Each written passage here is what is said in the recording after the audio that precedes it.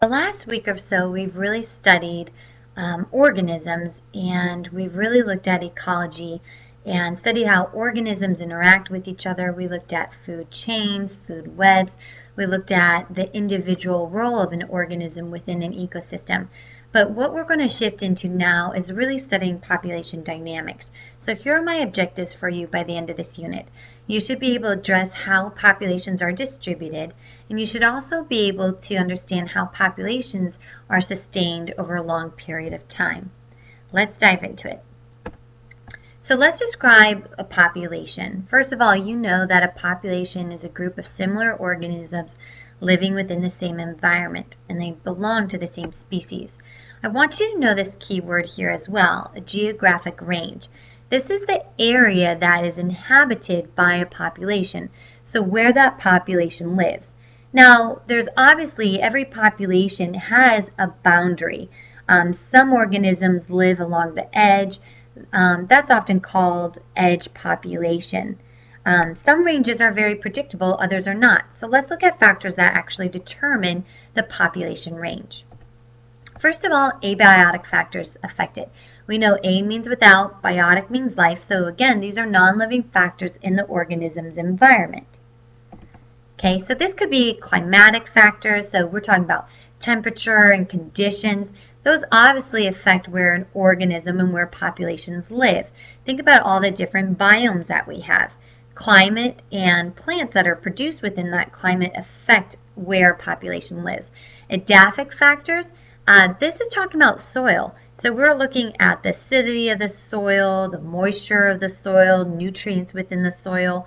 Those factors obviously affect plant life. And then social factors, those things all affect it. Secondly, we have biotic factors. Bio means life, so these are living factors in an organism's environment. Such things could include predators, competition, so one organism competing against another for a food resource. Also, parasites can affect where population is. So the physical boundaries sometimes are predictable. For example, think of the physical barrier of the ocean for terrestrial species. Land species, right, you have that boundary between the ocean and the land. That would definitely be a good example of a physical boundary. A species may not be able to expand in its population range because it can't survive the conditions in another region. All right, population density. Population density is the measurement of the number of individuals living in a defined space. So if you were to take our classroom, for example, you would measure the boundary, so the perimeter of our classroom, and then you'd see how many individuals, how many classmates you have within the room, and figure out how much room each individual has. So here's another example. If we had 200 deer in 10 square kilometers, there would be 20 deer per square kilometer. We take 200 divided by 10, that tells you how many deer we have per square kilometer. Here's another one. If we have 40 people in 20 square units, there will be 2 people per square unit. You take 40 divided by 20, we get 2 people per square unit. Describing populations, also we're looking at population distribution. This is a way in which populations are spread throughout an area. So we have regular distribution, random distribution, and we also see clump distribution. Uniform distribution, this is considered regular.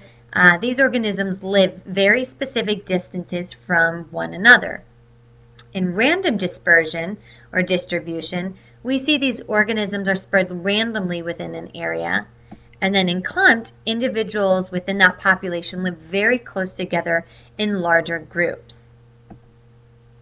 Sometimes for clumped, this might be for mating purposes, for protection, or maybe just really where there are food sources.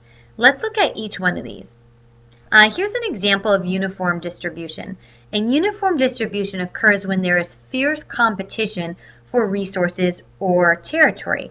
This is an example of the creosote bush, and this bush is actually in the southwest. If you look around, you can see that these plants, they're evenly distributed.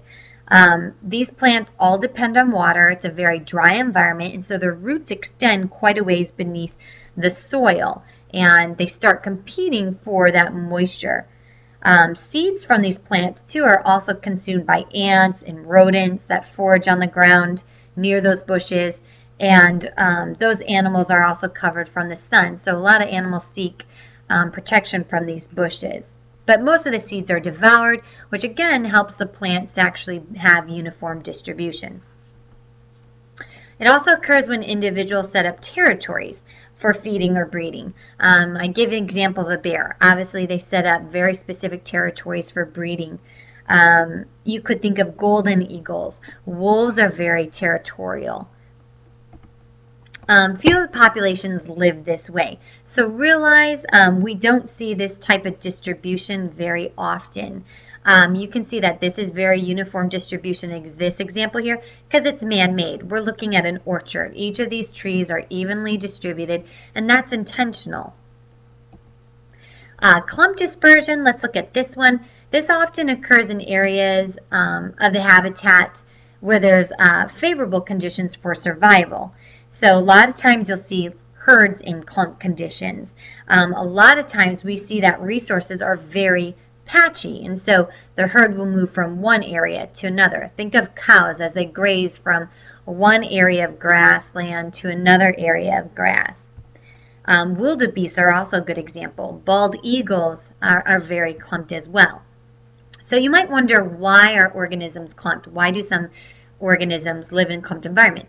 Each species is adapted to a limited set of ecological conditions, and these are very patchy in habitat.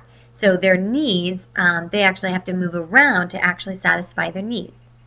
Secondly, many species gather in social groups for survival and reproduction. This is important for protection, that's why we say survival, also reproduction. It's ideal for mating. And then lastly, adult species don't disperse their young over large distances. If you think about mammals, mammals care for their young. They don't just leave their young off to defend on their own, so the young stay with them. So you often see the young clumped into the actual herd. The last one, random dispersion. This occurs when habitat conditions are nearly uniform. So they're almost uniform. So you have steady resources, and organisms don't attract or avoid one another. So you have very good resources, you have very ideal conditions, and I give you the example of dandelions. Think of a lot of weeds.